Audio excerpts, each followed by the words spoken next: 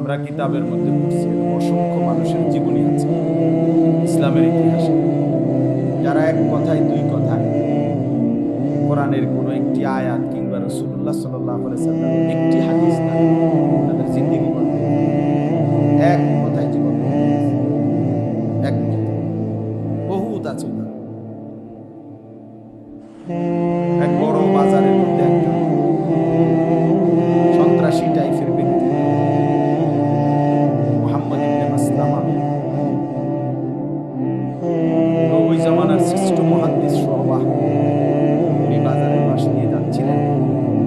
ওই নওজোয়ান যুবক তিনি বাজারের মধ্যে মাস্তানি করতেন, চাঁদাবাজি করতেন, আরো ছেলে পেলে। সে একদিন এই হুজুরকে বড় মুহাদ্দিস মাঝখানে থামাইছে, থামাইয়া বলছে, হুজুর দেখি আপনি কি জানেন, একটা হাদিস বলেন তো। আপনি একটা টিটকারি করে বলছেন। ওই হুজুর নিয়ত করছে মনে মনে যে আল্লাহ তুচ্ছ করে হোক তিরস্কার করে হোক, সে তো আপনার রাসূলের একটা হাদিসই শুনতে চাইছে, আমি বলি আপনি ফায়দা দিয়ে। তো তিনি হযরত শুআবাহ ইবনুল হাজ্জাজ রাহমাতুল্লাহ আলাইহি, তিনি এই নিয়ত করে ওই যুবক মুহাম্মদ ইবনে মাসলামা কানাবি ওনাকে একটা হাদিস শুনেছে। বলছে, যুবক শুনো, নবী সাল্লাল্লাহু আলাইহি সাল্লামের একটা হাদিস শুনো। আল্লাহ নবী সাল্লাল্লাহু আলাইহি ওয়াসাল্লাম বলেন, ইযা লাম তাস্তাহি ফাসনা', যখন তোমার লজ্জা নাই, হায়া নাই, শরম নাই, তখন তুমি যা ইচ্ছে তাই, যা মন চায় তাই। নবীজির হাদিস, অর্থাৎ যে লজ্জা হারাইয়া ফেলে, শরম নাই, যার ভিতরে হায়া নাই, সে যা ইচ্ছা তাই করতে পারে। এই কথা বলার উনি চলে গেছেন। এই যুবক বসে গেছে, কিতাবের মধ্যে আছে বন্ধুরা, সাথের যে তার সাথের ছেলেগুলো তারা বলল, ওস্তাদ বসলেন কেন, কি হলো, চলেন। বলছে, না রে, এই হুজুর রাসূলুল্লাহ সাল্লাল্লাহু আলাইহি ওয়াসাল্লামের যে হাদিস শুনেছে, নবীজি তো এই কথাটা আমাকেই বলছে, এটা তো আমাকেই বলছে। মানে নবী তো বলছে যার লজ্জা নাই সে যা ইচ্ছা তাই, আমারই তো লজ্জা নাই, যার কারণে আমি যা ইচ্ছা তাই করতেছি। মানুষের উপরে জোর জুলুম অন্যায়, মানুষের কাছ থেকে বাজারে যার যা মন চাচ্ছে ছিনায় নিচ্ছে, তো এটা তো আমার ব্যাপারেই নবী বলছে, যা আমি তো একজন মুসলমান, এই বলে ছেড়ে দিলাম। এই ছেড়ে দিয়ে এই বাজার থেকে ওই হুজুরের, এই হুজুর যিনি শুআবাহ ইবনুল হাজ্জাজ, শ্রেষ্ঠ মুহাদ্দিস, ওনার কাছে গেছেন। ওনার কাছে গিয়ে বলছেন, আপনার কাছে হাদিস শিখব। এই যে শুরু করছে, এরপরে উনিও ওই জামানার শ্রেষ্ঠ মুহাদ্দিস, হাদাসানা মুহাম্মদ ইবনে মাসলামা আল কানাবি। আমাদের আবু দাউদ শরীফে অনেক রিওয়ায়াত আছে, হাদিসের 6টি বিশুদ্ধ কিতাব আছে, তার মধ্যে একটা আছে আবু দাউদ শরীফ, বুখারী, মুসলিম, তিরমিজি, আবু দাউদ। এই কিতাবের মধ্যে অনেক হাদিস আছে। এই রাবি, মানে এই যে বেটা এক সময় কিছু বাজারে মাস্তান আছে, সে পরবর্তীতে এত বড় মুহাদ্দিস এবং তার থেকে বর্ণিত হাদিস আবু দাউদ শরীফ অনেক আছে। তো বললাম, আল্লাহ তাআলা চাইলে ছোট্ট কথায় বলতেন, এই যে উনি এক কথায় বলতেন, জিন্দেগি বদলায়। ফুজাইল ইবনে আয়াজ রাহমাতুল্লাহ আলাইহি, রাশিয়ার সমরকন্দের সবচেয়ে বড় ডাকাত ছিল, প্রসিদ্ধ ডাকাত। একদিন রাত গভীরে ডাকাতি করতে গিয়ে শুনতে পাইছেন, রাতের গভীরে যে বাড়িতে ডাকাতি করতে ঢুকতেছে, দরজায় দাঁড়াইছে, এখন ভাঙবে দরজা। এই সময় বাড়িওয়ালা, আল্লাহর কুদরত, বাড়িওয়ালা তখন আল্লাহর কোরআন পড়তেছিলেন। ঠিক ওই টাইমে সেও দাঁড়াইছে, বাড়িওয়ালা পড়তেছে আল্লাহর কোরআন। আলাম ইয়ানি লিল্লাযীনা আমানু আন তাখশা যিকরি। আল্লাহ তাআলা বলছে, হে মুমিন, আমি আল্লাহর ভয়ে, আমার স্মরণে, আমার বন্দেগীর জন্য আমার জিকিরের জন্য, আমার ইবাদতের জন্য তোমার মনটা, দিলটা নরম হওয়ার সময় আজও হয়নি। আর কতকাল নাফরমানি আমাকে সিজদা দিবা কখন? আমার গোলামি করবে কখন? আল্লাহ বলছে এই কথাইটা উনি শুনেছে, শুনেই থেমে গেছে আর টাকা ওই ঘর আর ভাঙেন, পিছনের দিকে ফিরে আসছে। পিছনে ফিরে এসে চিৎকার করে আল্লাহকে বলছে আয় মাওলা, সময় হয়েছে, ছেড়ে দিল পেছনের জিনিস সব ছেড়ে দিয়ে সেই রাশিয়া থেকে হিজরত করে মক্কা শরীফ কাবা ঘরের কাছে জীবনের তরে চলে আসছে এবং মৃত্যু পর্যন্ত কাবা ঘরের প্রতিবেশী হিসাবেই মসজিদে হারামের মধ্যেই এবং পরবর্তী উনি হয়েছেন ওই জামানার সাইয়্যিদুল আউলিয়া, আউলিয়াদের সর্দার ফুজাইল ইবনে আয়াজ রাহমাতুল্লাহ। এত বড় বুজুর্গ হয়েছে পরে ওই জামানার আরবের বাদশাহ উমাইয়া খলিফা মারওয়ান হাকাম।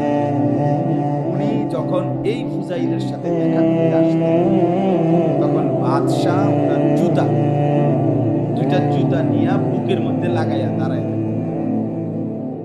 এই বাড়ান যে বেটা একসময় কি ছিল। এই আশায় আসলে আমরা সব সুযোগ কাজে লাগাইতে চেষ্টা করি। 2 মিনিট, 5 মিনিট, 20 মিনিট, 50 মিনিট, আধা ঘন্টা, 1 ঘন্টা বলার কোনো সুযোগ আমি ব্যক্তিগতভাবে হাত ছাড়া আলহামদুলিল্লাহ আমি চেষ্টা করি আমার এটা একটু কম বেশি সামান্য ছোট বড় বলতে থাকি, আল্লাহর কথা বলতে থাকি, মানুষের পরিবর্তনের আশায় চেষ্টা করি।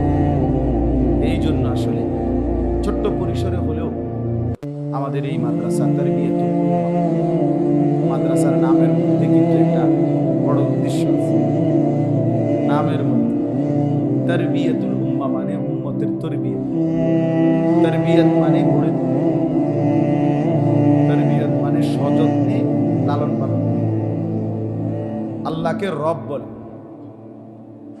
আল্লাহকে কি বলে? রব। তাবলিগু শাইইন ইলা কামালিহি শাইআন ফাশাইআ। আল্লাহকে রব বলে মানে কি? রব বলে তাকে যিনি কোনো জিনিসকে তার পূর্ণতায় পর্যন্ত পৌঁছায় ধীরে পর্যন্ত।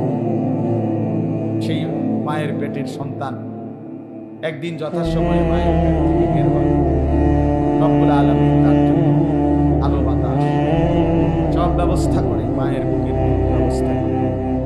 ধীরে ধীরে ধীরে ধীরে কখন কি লাগবে আমরা জানি না, আল্লাহ তাআলা ঠিকই সযত্নে ওই বাচ্চাটাকে লালন পালন করে পূর্ণতায় পৌঁছায়। মৃত্যু পর্যন্ত তাকে আল্লাহই লালন পালন। এই জন্য এই তারবিয়ত, রব, এসব সমর্থক শব্দ। মুরব্বী, আমরা যে বলি মুরব্বী, এইটাই অর্থ হলো যিনি সযত্নে লালন পালন, তারে মুরব্বী। মুরব্বী মানে বুড়া। আমরা দেশের এটা একটা প্রচলন আছে, মুরব্বীর মানে হলো বুড়া অসর, বুঝেন না কথা? কাশ, ঠান্ডা, সর্দি, কাশি, ব্যাকা হইয়া গেছে, চাঁদোয়ানি কম মারে বসে বসে, অথবা শেষ বয়সটা বেহুদা কাটাইতেছে, আমরা সবাই তার মনে করছি না, সে তো বয়স্ক মানুষ। মুরব্বী মূল শব্দের অর্থ হল যিনি তরবিয়ত, যিনি কি করে লালন পালন, তিনি গঠন করে, গড়ে দেয়, সাজিয়ে দেয়, সযত্ন, যিনি তার অনুসারীর সবকিছুর দিকে নজর রাখেন, তিনি প্রকৃত অর্থে। তাই জন্য বললাম নিজের জীবন গঠন, নিজেকে সাজিয়ে তোলা, উম্মতকে সাজিয়ে তোলা, মানুষকে সাজিয়ে তোলা একটু কঠিন কাজ, কষ্টসাধ্য কাজ, কিন্তু চেষ্টা করলে অসম্ভব নাই। প্রত্যেকে একটা জিনিস নিয়ম মনে রাখতে হবে, মানুষের মনের চাহিদা মানুষকে যদি তার নিজ অবস্থা তার চাহিদার উপরে ছেড়ে দেয়, এই মনের চাহিদা তাকে বহু সাগর নদী পাহাড় পার কইরা একদিন তাকে শূন্যে, অরণ্যে, খোলা ময়দানে অথবা এক বধূ মরুভূমিতে ফেলে দিবে। অর্থাৎ যার আর গন্তব্য নাই, ঠিকানা নাই, কোনো পূব পশ্চিম নাই, আলো অন্ধকার নাই, যার উদ্দেশ্য লক্ষ্য বলতে কিছু। এই যে নফসের তাবেদার, মনের চাহিদার তাবেদার, তার পরিণতি কি করে, কেন হাসে, কি লেগে খাড়ায় রয়েছে, কথা কয় কি, চলে কেন, কি করে, দেখবেন বহুত ছেলে পেলে সারা দিনে তারা জিজ্ঞাসা করে যে বাবা প্রয়োজনীয় কাজটা কি করছো তোমার ভালোর জন্য, কি করছো আজকে সারাদিন, কিচ্ছু বলতে পারে।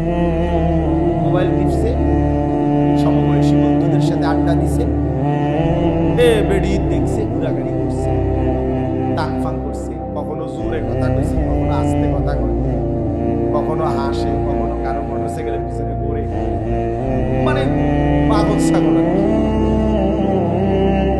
ফালতু। জীবনের কোনো আগামাথা নেই, লক্ষ্য উদ্দেশ্য কিছু। এইটা হলো নফসের দাম।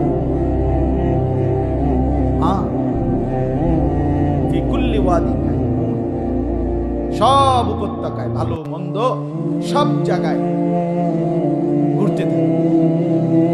এই জন্য দোস্ত আমার, বাপ আমার, নওজোয়ান সাথীরা সবাই বুঝতে হবে, প্রত্যেক মানুষ আত্মসম্মান যারা আছে, আত্মমর্যাদা যারা আছে, তার একটা জীবনের সৌন্দর্য আছে, তার আগামাথা আছে, হিসাব কিতাব আছে। আমি করছি কি, আমার পরিচয়টা কি, আমি কোত্থেকে আসলাম, কে আমাকে পাঠাই, কেন আসলাম, আমি যাব কোথায়, সেখানে আমাকে কিছু বলবে কিনা, জিজ্ঞেস করবে কিনা, এই সব কিছু সম্পর্কে যার ধারণা আছে, প্রস্তুতি আছে এবং ওই আলোকে নিজেকে সাজাইতেছে, সে সুস্থ স্বাভাবিক মানুষ, সেই প্রকৃত মানুষ। যে জানে না কেন আসলাম, কোত্থেকে আসলাম, কেন আল্লাহর বন্দেগী করে না, কেন আল্লাহর গোলামি করে না, কিছুই বলতে পারে না। বেনামাজি ছেলে পেলেদেরকে জিজ্ঞেস করেন যে বাবা কেন নামাজ পড়ে, কিছু কইতে না, কিচ্ছু। বাবা তোমার শরীর অসুস্থ, না মাথায় সমস্যা, না পায়ে ব্যথা, না কোমরে ব্যথা, না পেটে ব্যথা, কিচ্ছু না, কিচ্ছু, একদম সুস্থ সবল, মাথার চুল থেকে পায়ে একদম সুস্থ স্বাভাবিক মানুষ, আরামসে খাইতেছে, ঘুমাইতেছে, অথচ এক ওয়াক্ত নামাজ পড়ে। আহা, এটা কি মানুষ, কেমন হাইওয়ান, কেমন অপদার্থ, কি পরিমাণ নাফরমান, কিচ্ছু জানে না কে পাঠাইলো, কেন আসলো, কেন বড় হইতেছে, আগামীর গন্তব্য কোথায়, কিচ্ছু। এজন্য নফসের তাবেদার মনে রাখি, মানে মনের চাহিদা, আমার মনে যা চাই। এটা ইউরোপের বস্তুবাদী আধুনিকতার স্লোগানে আপনার আপনার ইচ্ছা, আপনার চয়েস, প্রত্যেককে তার মনের চাহিদার উপরে ছেড়ে দেওয়া, এটাই হলো আধুনিকতার সবচেয়ে বড় স্লোগান। 50টা কাপড় নামাই দিছে, আপনার যেটা ভালো, 50টা জুতা নামাই দিছে, আপনার যেটা ভালো, চারদিকে সেলুনের দোকানে 50 রকমের চুলের কাটিং আছে, আপনার যেটা ভালো। এই যে মানে সব কিছুতে কি তোমার ইচ্ছা, তোমার মনের চাহিদা। এখানে তোমার বাবা, তোমার মা, তোমার ধর্ম, তোমার কোরআন, তোমার ইসলাম, তোমার আল্লাহ, তোমার আখিরাত, তোমার নবী, এদের কারো মাথা কামানো উচিত, তাইলে সে স্বাধীনভাবে বড় হবে। শয়তানরা এটা বোঝায়, বুঝেন না? এটা বলে দিবে হ্যাঁ যে এগুলো বাচ্চা মানুষ, তাকে নিজের মতো করে বড় হতে দাও। আরে বাপ, তাকে নিজের মতো করে বড় হতে দাও, স্বাধীনভাবে সে বেড়ে উঠবে। কোনো কথা শুদ্ধ বললেই কি আর বাস্তব হয়ে যায়? এটা আজকে ছেলেরা নিজের মতো করে বড় হইতেছে, স্বাধীনভাবে বড় হইতেছে। স্বাধীন মানে মা বাবার বন্ধন, স্বাধীন মানে পারিবারিক ঐতিহ্যের কোনো বন্ধন, কিচ্ছু ধর্মের কোনো বাঁধন মুক্ত। এটাই হলো এটা স্বাধীনতা না, এটা স্বাধীনতা না, এটা পরাধীনতা। এটা হন্যে হয়ে ঘোরা, মাতালের মতো ঘোরা, যেটার নিজস্ব কোনো গন্তব্য জানা নাই। বাসে উঠছে, কন্ট্রাক্টর জিজ্ঞেস করছে কই নামবেন, হয়তো বলছে এককালে বুঝ করে নামাই। কন্ট্রাক্টর কি করবে, আর এই ফাগল হেল্পাররে বলবে কিনা কন্যা কেন, ওই যে যাতে মানে দরজার কাছে থাকে গাড়ির, তারে হেল্পার কয় না, তারে দুইটা দমক দিবে, এই পাগল ছাগল ভালো মানুষ চাই কই যাবে, বলবে কিনা বলেন না কেন, এটা তো একটা যুক্তির কথা, পাগল বলবে না, এত প্রতিবন্ধী ফালতু মানুষ। আচ্ছা, আমাদের গন্তব্য এমন